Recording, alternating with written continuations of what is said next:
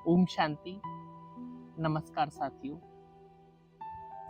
क्या कभी ऐसा हुआ है कि आपने किसी पर पूरा विश्वास किया हो और वही व्यक्ति बार बार आपका विश्वास तोड़ दे? आपने सोचा होगा अब की बार बदल जाएगा, लेकिन वही बात फिर से हो जाए। आज हम इसी विषय पर चर्चा करेंगे। जब कोई बार बार धोखा दे, आपका दिल दुखाए, तो आप एक जागरूक बनकर क्या करेंगे? मान लीजिए आपके जीवन में ऐसा व्यक्ति है जो मीठा बोलता है, लेकिन समय आने पर धोखा भी दे देता है। क्या आप उसे माफ करते हैं या फिर उसे समझाने की कोशिश करते हैं? लेकिन बात वही की वही रह जाती है। ऐसी स्थिति में हमें क्या करना चाहिए? चुप रहना चाहिए या उससे संबंध ही तोड़ देना चाहिए, या अपनी स्थिति को और स्ट्रॉन्ग करना चाहिए? आज इसी विषय पर गहराई से चिंतन करते हैं। अगर आध्यात्मिक दृष्टिकोण से हम देखें तो जब हम बॉडी कॉन्शियस में होते हैं तो धोखा हमें तोड़ देता है, लेकिन जब हम सोल कॉन्शियस में होते हैं तो वही परिस्थिति हमें और स्ट्रॉन्ग बना देती है। आज हम समझेंगे, जब कोई बार बार हमें दुख दे, लेकिन हमें टूटना नहीं है, जागना है। कई लोग बाहर से तो मुस्कुरा रहे होते हैं, लेकिन भीतर एक ही सवाल चलता है कि मैं ही क्यों सहन करूं? अगर आपके मन में भी यह सवाल है तो आज का यह चिंतन आपके लिए है। आज का विषय बहुत ही व्यवहारिक है। हम सभी के जीवन में कभी न कभी ऐसा हुआ है कि किसी ने हम पर विश्वास तोड़ा, बार बार वही गलती की, अपनी वाणी से हमारे दिल को दुखाया, और मन में एक ही सवाल आता है कि मैं क्या करूं? कितनी बार सहन करूं? क्या मैं गलत हूं, या फिर क्या मैं उससे रिश्ता ही छोड़ दूं? आज हम इसको भावनात्मक रूप से नहीं, आज हम इसको स्पिरिचुअल रूप से समझेंगे। सबसे पहली बात कि दर्द जो हमें मिला है वो आता कहां से है? धोखे से ज्यादा दर्द हमें अपेक्षा से होता है। हम सोचते हैं कि वो मुझे समझेगा, वो मेरे साथ ऐसा नहीं करेगा, बल्कि वो बदल जाएगा।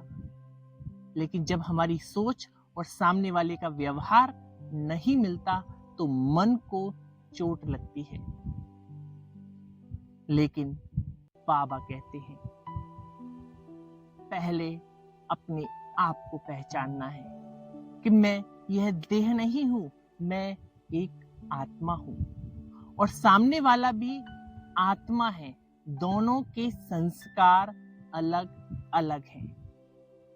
जब हम किसी आत्मा से अपने संस्कारों के अनुसार व्यवहार की उम्मीद करते हैं, वहीं से संघर्ष शुरू होता है। अगर कोई एक बार गलती करे तो उसे भूल कहा जाता है, लेकिन अगर वही गलती, वही बात बार बार हो रही है तो हमें दो चीजें समझनी होंगी। पहली, उस आत्मा के संस्कार अभी वैसे ही हैं। मैं बार बार उसी स्थिति में स्वयं को रख रहा हूं। कभी कभी क्या होता है, हम अच्छा बनने के चक्कर में अपनी सीमाएं तय नहीं करते। हम सोचते हैं कोई बात नहीं, चलो छोड़ो, अब की बार ठीक हो जाएगा। एक बात सदैव याद रखें, जीवन में स्पिरिचुअलिटी होना बहुत आवश्यक है। स्पिरिचुअलिटी हमें बहुत पावरफुल बनाती है, वह हमें जागरूक बनाती है। अगर हमारे सामने इस तरीके की परिस्थिति आती है तो हम क्या समाधान करें, यह हम जानेंगे। जब मन हमारा दुखी होता है तो हम या तो गुस्से में निर्णय लेते हैं या फिर अत्यधिक सहन कर देते हैं। दोनों ही स्थितियों में असंतुलित है। पहले हमें स्वयं को शांत करें। राजयोग मेडिटेशन में बैठें, अपने स्वमान में आए, महसूस करें कि मैं आत्मा शांत स्वरूप हूँ। शांति मेरा निज धर्म है। जब हमारा मन शांत होगा तब निर्णय भी स्पष्ट हो जाएगा। डिटैच होकर देखें। डिटैचमेंट का मतलब ये नहीं है कि हमें उससे रिश्ता तोड़ना है। डिटैचमेंट का अर्थ ही है मैं इस आत्मा से, ये जो सामने आत्मा है, उससे प्रेम रखूंगा, उससे स्नेह रखूंगा, लेकिन अपनी खुशी उस पर निर्भर नहीं करूंगा। अगर किसी ने मुझे बार बार धोखा दिया तो मैं उसके व्यवहार को स्वीकार करूंगा, लेकिन उससे अपने मन पर राज नहीं करने दूंगा। एक स्पिरिचुअल व्यक्ति का अर्थ यह नहीं कि वह हर बात सहता जाए। जहां सम्मान नहीं, वहां पर दूरी आवश्यक है।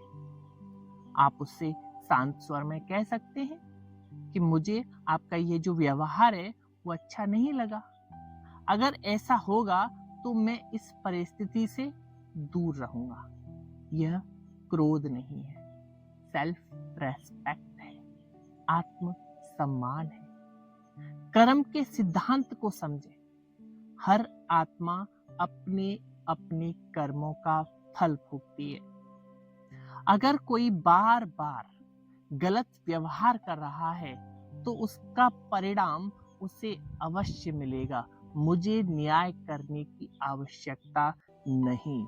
मुझे केवल और केवल अपना कर्म श्रेष्ठ रखना है और उस परमात्मा को याद करना है।